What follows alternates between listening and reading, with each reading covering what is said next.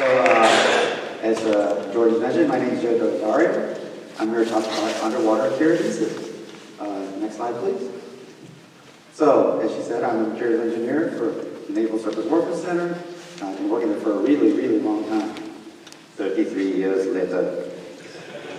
So, it's hard to believe I've been there that long. So, I have a BS in materials and from the University of Michigan. Go Blue!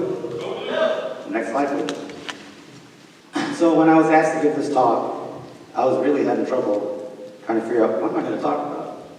So most of my Navy career has been spent on sensitive and classified information, the kind where if I told you, I'd get in big trouble. Then I realized that the best topic was actually the one I'm currently working on right now, which is underwater cure adhesives. It's a project with the Naval Research Laboratory, and I've been collaborating with NRL for about the past year. And I want to acknowledge Dr. Christopher So for his research and for the slides. I also want to acknowledge Chloe Scott, who's a former midshipman at the Naval Academy and an NRL intern for a couple of the slides. So back in 2010, I was tasked to perform some testing on a test patch on a Los Angeles-class submarine. It was being decommissioned at the time. So in order to start the testing, we needed to remove a whole bunch of sea creatures that were stuck on the material. Oh boy. It was really hard work scraping those barnacles and mussels off the material using a chisel. It took hours. It was exhausting. So that experience taught me that these sea creatures naturally make strong adhesives. It makes sense that the NRL team, led by Dr. So, decided to study barnacles and to try to mimic their adhesion. It's a really challenging task. So what kind of expertise does it take to reverse engineer barnacle adhesive? Next slide, please. So, well, you need a multitude of disciplines.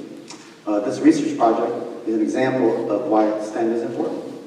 As everybody knows, STEM stands for science, technology, engineering, and mathematics. So we use biology to study barnacles.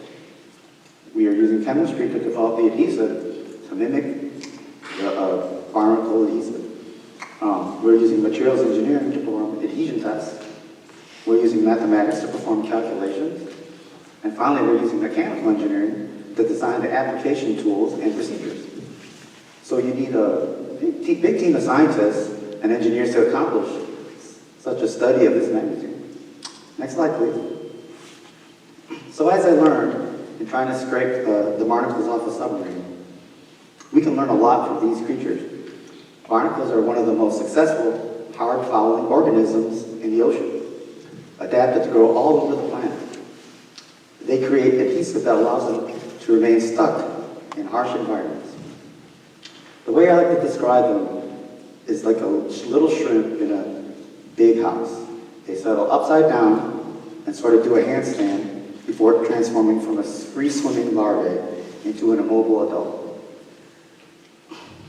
So, guess which SpongeBob character this is? I want that Krabby Patty formula! Anybody? All right, good. You guys watch. Awesome. So once they settle, they grow like a tree very slowly. And as you can see in this video, they develop a very complex interface during growth. And we happen to be in this video looking at the barnacles from the top down. Next slide, please. Obviously, barnacles are a huge pest of the Navy and most anyone else that tries to do anything in the ocean. Hard and soft fountains increase vessel drag and ultimately add tremendous cost and fuel consumption. They can cost up to $1 billion over 15 years due to fuel and maintenance. So obviously the Navy works very heavily underwater. Currently, Navy divers use bungee cords, welding, vacuum, and magnets for repair and demolition, but not many adhesives, because there really aren't that many that can do the job well. So there's a need to develop strong Okay, so normally people use adhesives in air. You know, you take a material and apply adhesive to bond to a substrate. The adhesive cures by drying until it hardens. So when you try to do something underwater, however, a commercial adhesive can't cure in the typical manner. So have you ever tried to take a Band-Aid and put it back on yourself after it gets wet? Right? It's not so easy, right? It wasn't very well. So that gives you an idea of what that's like. So, and think about this. Another challenge is how to displace the water from the bonding surface to not trap the water. So, next slide, please.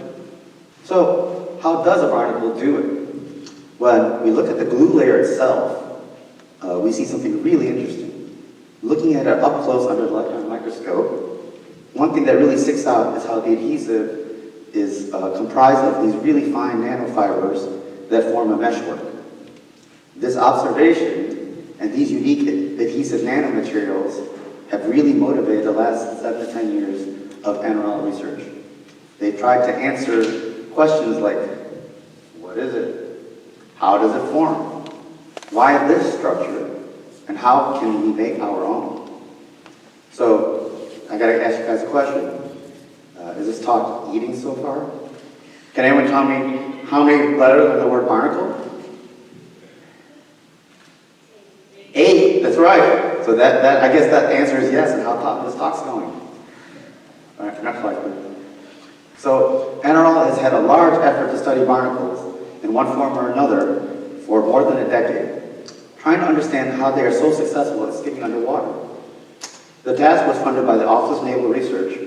In addition, a study of mussels was done by Purdue University, led by Professor John Wilker, and by commercial offshoot Mussel Polymers Incorporated. In fact, if you're interested, John Wilker has a TED Talk that's awesome, so you can watch it on YouTube. Barnacles produce an adhesive with a protein structure, while mussels make an adhesive using a special chemistry. Next slide, please. So, NRL has been able to create a barnacle-inspired adhesive through protein disorder. This is the technical term here. So, denaturation of proteins is the process of breaking down linkages, such as hydrogen bonding, to cause them to lose their folded structure. Denaturation can also turn water-soluble proteins into dense, water-insoluble aggregates. It's kind of like making eggs.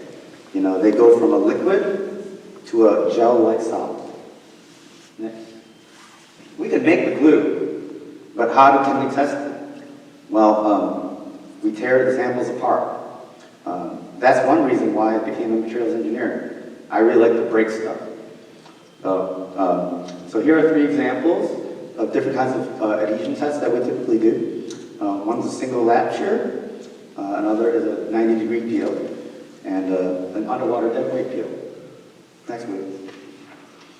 So what NRL has come up with is a 2-part protein adhesive that can recreate the properties of barnacle glue by aggregating proteins with a chemical trigger.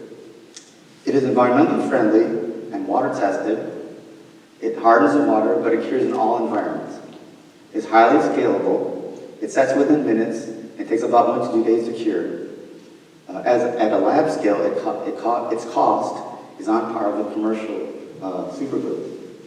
So this is going to show some underwater cure adhesive samples being made. So in the samples, those metal pieces are door hinges. So while we watch this video, anybody guess who this is? I know money. It's a crab. All right, good job. All right. So you can see they put these load the samples there, put some pressure on. And voila, after 15 minutes of curing underwater, notice that the samples are bonded. Pretty cool. Next slide, please. In this video, a cinder block is going to be glued to a clear plastic sheet while it's under artificial seawater. So they're put down the adhesive, and now the cinder block's being put on. And we let it sit for a day. And amazingly, after 1 day of cure, we can pick that thing up. Pretty amazing. And if you play the second video, good. So These are showing more samples being glued down. So, so while we're waiting for that, can anybody tell me where they want to go to college? Anybody apply to an Ivy League? All right, how about Big Ten? All right, Illinois specifically, Illinois? How about Michigan? All right, there you go. All right, so, after 5 days of cure, anybody guess how much weight we can hang in front of these samples? Give me some guesses. How much weight do you think we can hang on? Anybody? Sorry? Good guess? A lot. The answer is 50 pounds. And that's only, the area of that bonded area is only like 1 inch by 3 inches. So, how about the picture on the right? It's not a video, but later on we hung even more weight. Can anybody guess how much that weighs? If you know those two little pieces are 50. So. Yeah, pretty close. 110 pounds. So, pretty neat.